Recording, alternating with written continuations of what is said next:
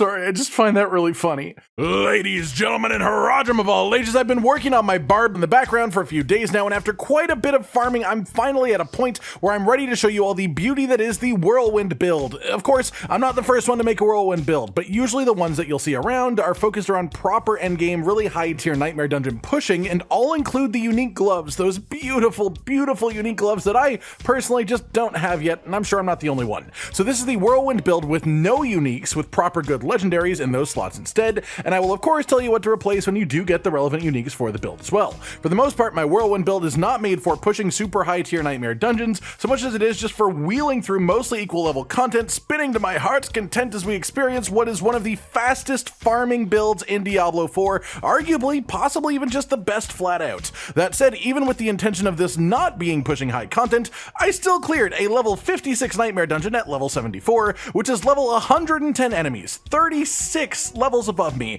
which is an extremely massive gap at this level. I won't pretend that it was easy, it took some careful management and I did die a number of times, but I did complete it, and that in itself is noteworthy in my opinion. So let's talk about my take on the Whirlwind Barbarian build with absolutely no uniques at all, so you can even get it up and running much earlier than the standard ones, and why I believe it to be better for the purpose of farming itself. We'll start off with the skill points themselves, where to put them and why, then we'll talk about all of our weapon choices and how we use the expertise and technique systems to our advantage. We'll talk about the legendaries at play here and how you want to gear your barbarian as far as raw stats and gear affixes. Then we'll take a stop at the Paragon board, of course, and then finally we'll go over the ins and outs of how to play the build to be most effective. Starting off with the skills themselves, then our basic skill is of course Lunging Strike. This is just sort of the best one that Barb has in general outside of niche builds, and we are of course taking Enhanced Lunging Strike and Combat Lunging Strike here too. As a whole, with those attack modifiers, this makes you jump towards the enemy, giving you a gap closer, dealing 30% increased damage and healing you for 2% of your max life if the enemy is at 80% health or higher, and it also gives you Berserking for 1.5 seconds on a crit,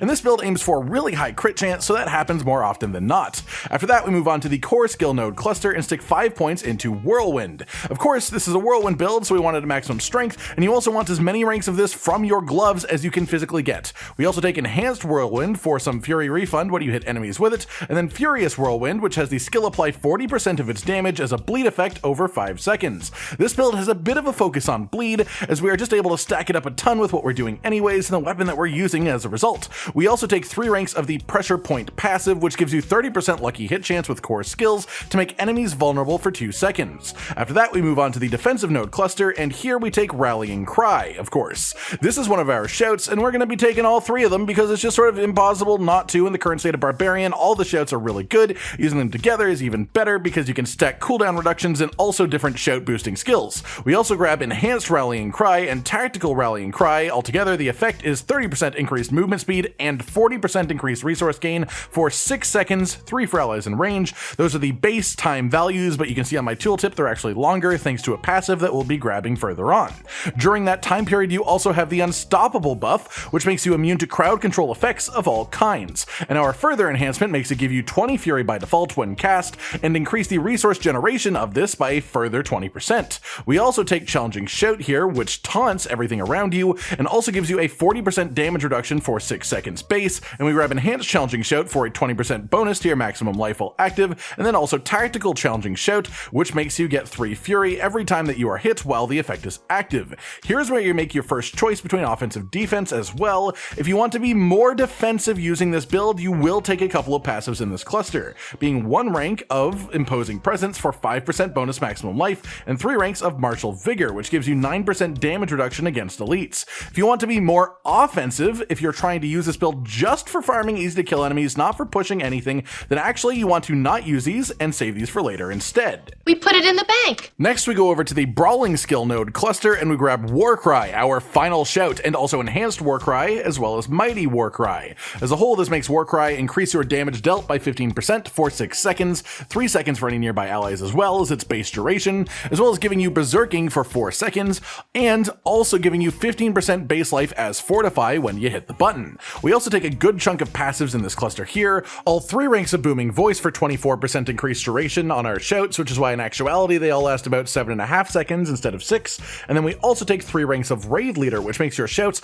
also heal you and any allies for 3% maximum health per second while active, which is just really nice to have in any situation. We also grab 3 ranks of Swiftness here for just a 12% movement speed bonus flat out. Then we get 1 rank of Aggressive Resistance, which gives you 3% damage reduction while berserking, but this is mostly just a gateway to get 3 points in Prolific Fury for 18% increased Fury generation while you are berserking. After that, we go to the Weapon Mastery node, where we take exclusively passive skills. 1 rank in Hamstring. This makes all bleed effects also apply a slow. This is just incredibly good. It activates any damage on slowed or crowd control effects that you may have, which is just another solid avenue for damage boosting, and also it messes with our other passives, which is incredible too. We also grab 1 rank of Thick Skin for 0.4% base life fortify anytime that you are hit by an attack, mostly as a gateway to get 3 ranks of Counter Offensive. This increases all damage by 12%, multiplier, not additive, when you have fortify for more than half of your maximum life. As well, here we take 3 ranks of the Pit Fighter passive for 9% decreased damage to close enemies, as well as 6% reduced damage from distant enemies. Here is where the choice that you made earlier comes into play as well. If you want to go more offensive, less defense, then the 4 points that you saved earlier instead go 3 points into No Mercy for 9% bonus crit chance on immobilized, stunned, or slowed enemies. Again, keep in mind, we just took the passive that makes bleeds apply slow, so essentially all enemies are slowed, and this is just 9% increased crit chance as a whole against anything that isn't literally a boss.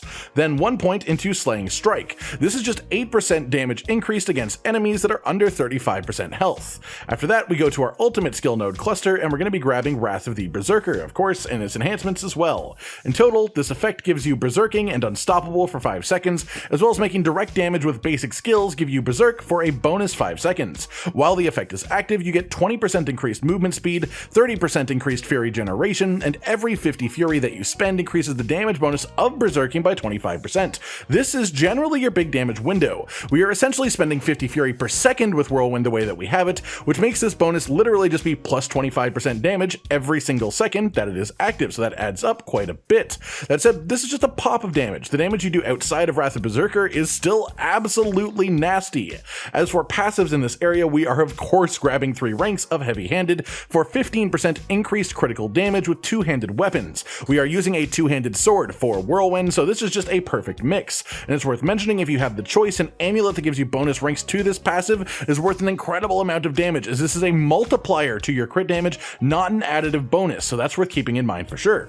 On top of that, we also take 1 rank of Tempered Fury, which just gives you an extra 3 to your maximum Fury, but this is mostly just a gateway to putting 3 points in Invigorating Fury, which heals you for 9% of your maximum health for every 100 Fury that you spend, which again is every other second of Whirlwind channeling, so this adds up to a ton of easy self-sustain. Then finally, for our key passive, we are of course going to grab Unbridled Rage. This increases the Fury cost of your core skills by 100%, literally doubling it, but also increases the damage they do by 135%, which is a fair bit more than doubling it. This is quite difficult to sustain as far as the actual requirements unless you are built to do so.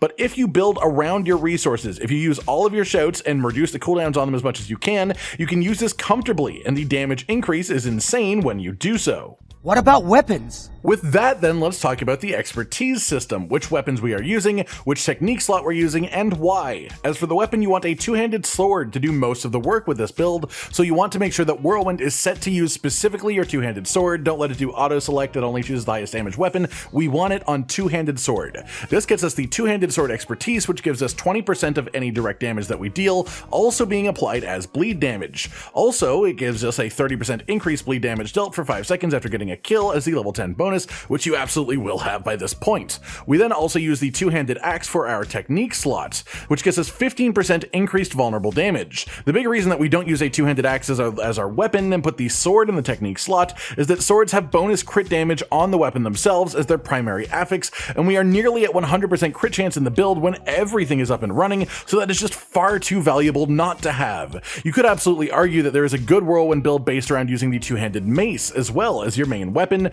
but then you lose out on the vast majority of your bleed bonuses, and while that build is also good, this one is simply just a touch better, as the mace version loses a lot in the periods of berserking downtime specifically. Then let's go on to our legendaries and equipment in general. The most important one here by a mile is the aspect of Dire Whirlwind. This increases your crit chance for each second that Whirlwind remains being channeled. On a 2-handed weapon, which is absolutely where you should put it for double effectiveness, this goes up to a maximum of 48% increased crit chance after 3 seconds on a perfect roll. Then we also have the aspect of Limitless Rage on our other two-handed weapon. Which aspect goes on doesn't really matter much at all, but with the two-handed bonus, this makes it so any fury generated past your maximum increases the damage of your next core skill by 2 to 4%, up to a maximum of 30 to 60%. The next most important ones arguably are actually our resource management legendaries on our rings.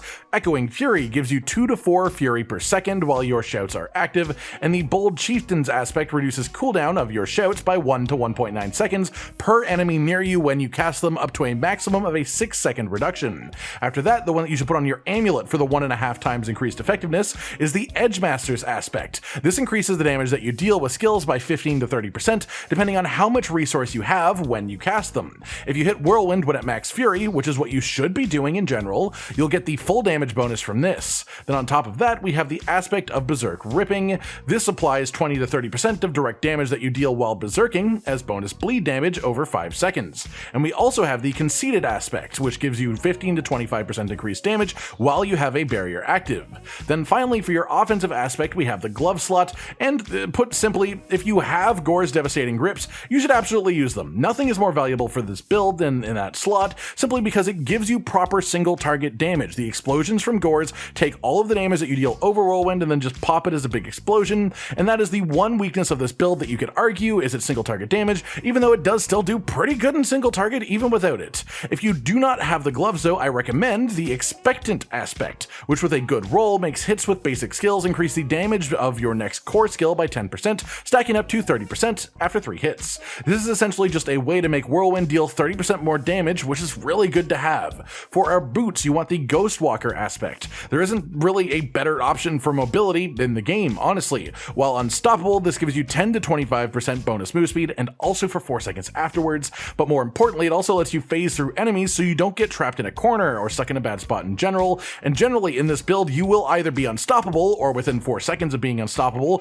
so this effect should just be permanently active. Then for our helmet, we use the Grasping Whirlwind aspect. This makes Whirlwind occasionally pull enemies towards you, clumping them up nicely as a big pile of enemies is just absolutely ideal for Whirlwind to deal damage to. You could put an extra defensive aspect on here instead, like something like Numbing Wrath if you really want more defense, but personally I'm a really big fan of the pull on Whirlwind. Then once again we have some options for you. For the legs, I recommend using the aspect of the Protector. This gives you a barrier when you damage an elite once every 30 seconds. This activates the Conceited aspect anytime that you engage an elite pack, which just gives you a notable damage boost combo against elites that also provides the extra survivability in the same situation from the barrier. You could absolutely argue the usage of Temerity within the slot instead if you have these unique legs for a more constant barrier, but generally I feel like the loss of defensive stats on the legs is just way too big. Temerity's effect is pretty good, but the roll that I currently have isn't great, and my current legs actually give me 24 to all stats, 885 max life, 15.3% damage reduction while fortified,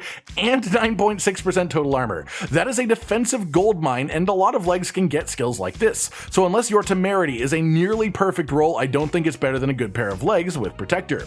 As for the chest, this comes down to if your goal is offense or defense. For defense, you of course want to go with the Disobedience aspect all the way. This is just the strongest defensive aspect in the game, in my opinion, and many others, honestly. Arguably even more so for Barbarian, who just has innately high armor value from strength being our main stat, but strength also being the stat that gives you armor for every point of it that you have. So we focus strength for damage, and we just get the armor as a byproduct, and if you are fighting enemies that are notably higher level than you, this is incredibly good. That said, if you are only planning to fight enemies that are at the same level as you, this is incredibly overkill. I have 8100 armor before Disobedience, which is already past the armor cap against even level enemies for me at level 74. It literally says 100% physical damage reduction, but what that means is that I'm far past the cap because this actually caps around 80-85%, because I'm built for enemies that are a few levels above me so that I can actually take on slightly higher nightmare dungeons and farm a bit more efficiently.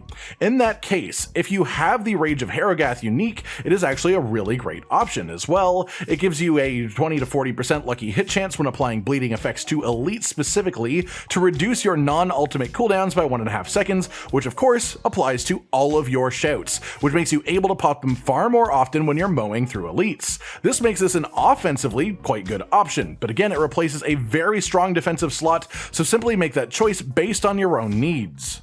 Oh, don't make me choose. Past that, as far as general gearing choices and affixes of note, you want crit chance on every piece that you can get it on, so you can sit nicely at around 40% base crit chance, add in the 48% from a well-rolled dire Whirlwind aspect, and you can sit at around 90% crit chance on Whirlwind itself, which is absolutely nuts. Outside of that, you of course want bonus rings to Whirlwind on your gloves for a big damage increase. You want loads of strength, as this is just a multiplier to all damage that also happens to give you armor. You want cooldown reduction wherever you can to increase the uptime of your shouts too. You want crit damage, of course, because of our very high crit chance values. You want damage to vulnerable enemies, as well as we are making enemies vulnerable constantly, and splitting those damage buckets is just incredibly good. You want movement speed wherever you can get it, because Whirlwind does slow down your movement speed, but if you have high movement speed, you can move incredibly fast while spinning. Then you just want general good damage bumps, like damage with core skills, damage against crowd controlled or slowed enemies, physical damage boosts as well, stuff like that. For defensive affixes, you want a couple of percent armor increases ideally, as our armor will be quite high and therefore percent actually gets a lot of value. You want a bit of max life increase as well, and then aside from that, damage reduction while fortified is incredibly important as a high rolling possibility defensive stat that we can keep active more often than not because of our fortified generation. For your gems then, you want to put emeralds in all of your weapons. This increases your crit damage against vulnerable enemies, and that's obviously good for us because we want things to be vulnerable, and we also have high crit chance on our most common attack. You want skulls in your jewelry for bonus armor, and then in your armor you want either rubies for maximum health increase or sapphires for bonus damage reduction while fortified. If you have over 4,500 maximum life, I'd use the sapphires. If you have less than that, I would use rubies just to give you a bit of a safety cushion of higher max health. With that covered, let's just have a look at our Paragon board. On the starting board, you want to just fully focus the damage buffs like this one over here. It's just too big of a bonus to ignore completely, so you want to head up the right side to get this and head towards the glyph socket, snaking around so you can get all of these dexterity buffs, because in this slot we're going to put the exploit glyph. This is just an incredible glyph pretty much for every class. It gives you bonus vulnerable damage for every 5 dexterity purchased within the radius, and the secondary effect on ours makes enemies vulnerable for 3 seconds when you damage them on a 20-second internal cooldown. Then head up the left side to get more physical damage bonuses, and then get to the board connection gate. From here you want to stick on the Blood Rage board. You want to rotate it so that the legendary node is in the upper left, then head straight up and grab the glyph socket over here as well, in which you should put the Martial glyph, giving a nice bonus to the nearby magic nodes, and also the additional bonus of reducing your shout cooldowns by 1.2 seconds when you cast another shout. This obviously plays really well into our 3 shout playstyle, so grab the rare and magic nodes in the radius as well so that they get buffed up by the Martial node's main effect, and then wrap around to get the legendary effect in the center. After that, you want to exit the board through the right side, taking all the strength nodes along the way for extra power, and then for your next board you want to attach the Decimator board with the legendary power rotated to the far right side.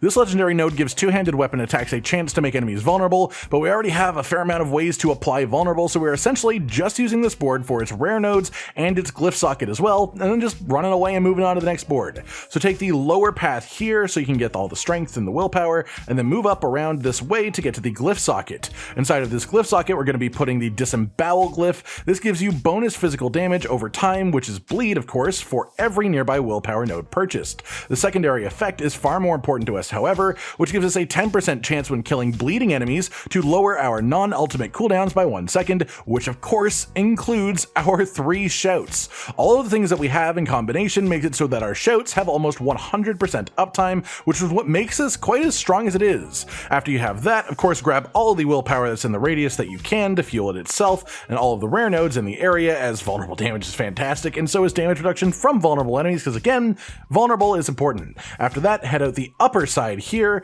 and then take the right path over here to get to the Pillage rare node, which gives you extra vulnerable damage and extra armor. Both of those are good. After that, head out to the top to the board attachment gate. From here, you want to attach the Warbringer board, which has a legendary node that gives you 12% maximum life as fortify every time that you spend 75 fury. Rotate the board so that the glyph socket is in the bottom left side, then head directly to it and slot in the Wrath glyph. What this does is give you increased critical damage with core skills, which makes it insanely important to us as we've got high crit chance and it's with a core skill that we're doing all of our damage. So just make sure to grab every little bit of dexterity in the area that you can, because you want this as high as possible. As well, you of course want to get the rare and magic nodes too when you can, and then after that you're going to wrap around the top here so that you can grab this wonderful rare node, Hungering Fury, which gives you +8 maximum fury, which is okay, but it's the plus fury on kill that we want, so you want to grab all the nodes around it as well, get the little bits of extra fury on kill, because that just just helps our resource generation even more. Then you wrap down and around to get to the legendary node, grabbing the strength along the way because of course strength is great, and then once you've got that, you can just exit along the left side, no problem. Once you get to the board attachment gate, what you want to apply for your final board is actually Flawless Technique. As much as that doesn't actually help us in theory because the legendary node has to do with damaging things with one-handed weapons, increasing your critical strike chance, but we're pretty much going to be ignoring the legendary node once again on this one. So instead what you're going to do is take the lower path here so that we can get to this extremely important Havoc rare node. This gives you increased critical strike damage and increased physical damage. That's 2 sources of damage increase from one rare node, both of which that we can get, both of which are important to us and are part of our build. So we get that, get the magic nodes around it because they are all more bonuses to the same effects, and then head up towards the glyph socket. Once you have this glyph socket, what you actually want to put in here is the territorial glyph, which increases your damage to close enemies. All enemies that we fight with Whirlwind are close enemies, so this is massive. The additional bonus is a damage reduction from close enemies, and again, all the enemies that we're really fighting are close. So after that, grab the rare node that's on the left of this and just all of the dexterity and the radius so you can boost territorial up. This is a great initial setup for your Paragon board. Obviously, you can get a lot more specific with the pathing to perfect it all when you hit level 100 and you have all of your points, but this is a good order that gets you meaningful upgrades as soon as possible while also making the most out of them. Then with that, let's talk about how to play. And this one is, as you might expect, quite simple. Walk up to a group of enemies, ideally 4 at minimum, before you press your buttons, hit Challenging Shout first to initiate your tankiness, then immediately War Cry to start berserking. After that, hit Rallying Cry to start your fury generation and movement speed. If it is a big pack that has elites, or if you are fighting a boss, you want to hit Wrath of the Berserker and then start using Whirlwind. If it's just a bunch of small fries, then save Wrath for later and just start spinning right after your shouts are used. If you find yourself with your shouts on cooldown and you have no fury, that's when you use Lunging Strike. That's literally it, really. The order of the shouts does matter a fair bit, so pay attention to that. Not only does Challenging Shout last a fraction longer than the other two, but using it first means that it will be the first one back up as well in case you need it for an emergency where you are taking too much damage. War Cry gives you Berserk, and we have Berserk increase to our resource gain, so activating War Cry before Rallying Cry actually boosts the effectiveness of Rallying Cry significantly, which is why the order is what it is. Challenging Shout, then War Cry, then Rallying Cry. If you have everything that I've laid out in the build set up right, your shout should actually have minimal downtime, which just means that you can spin for as long as there are enemies to fight. You want to hit full fury before starting Whirlwind, of course, to get the most out of Edge Masters, and if you have the opportunity, if you have the downtime forced upon you, you want to hit enemies 3 times with Lunging Strike to activate the expectant aspect. But other than that, pretty much just spin until you win. That's what this build is. Get it done, have some fun. And that's it, really. A lot of information, but essentially, this is just everything that you need to know from start to finish to be a proper Whirlwind Barbarian, what to use if you have no uniques, what to replace if you do have some uniques, and of course, a few differences between a more offensive or more defensive playstyle, essentially just rooted in which passives you take and what you want to do with the build, whether it be pushing higher tier nightmare dungeons, or if you just want to do lower tier content and you want to farm through it as fast as possible. I hope you've enjoyed this, and for the most part, from here, I'm going to be jumping into some funkier Barbarian builds that are still quite strong but less oversaturated, letting you all see some things that are other ways Barbs can thrive than what you've seen so far. So let me know what kinds of things you would all like to see on that front, what type of skills or uniques or legendaries you want to see built around. But of course, I've got some pretty fun ideas brewing myself. Like if you like the video, subscribe and hit the notification bell for more, and most importantly, ladies and gentlemen, until next time, stay sweet. Josh, Cotton, and Hollow with the videos, dropping the humor like a hammer on your tippy toes, bringing entertainment on a daily arrangement to take our insanity and turn it into entertainment. Yes, I said entertainment twice, to reiterate that it is nice to look into your faces on a mostly daily basis when you let us in your homes to make the whole world a stage. Goodbye.